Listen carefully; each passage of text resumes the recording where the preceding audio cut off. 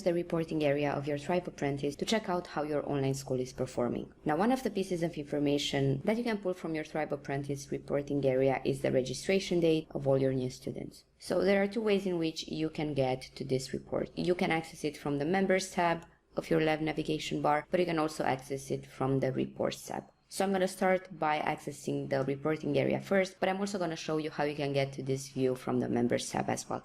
So first you have to make sure you are in the reporting area. So now what we're going to do here is expand this course dashboard drop down menu and select the first submenu from here called Course Enrollment.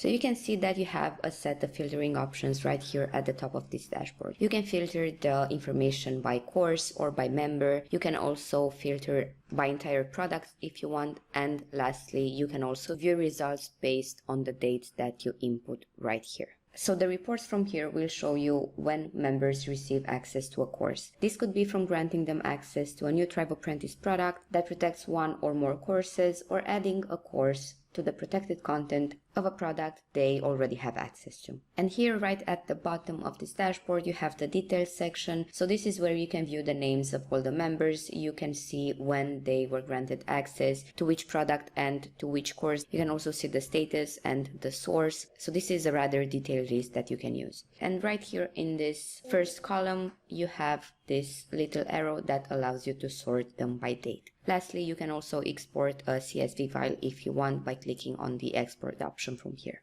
So you can also get to this course enrollments report if, for example, you are in your members area. So from this dashboard, you just have to click here on the new enrollments card, and this will take you right back to the course enrollments submenu where you can access the same information. Now, hopefully this quick guide about how to sort your new members by enrollment date has been useful to you. As always, don't hesitate to check out the Thrive Apprentice dedicated section from our knowledge base if you want to learn more about how to manage your online school.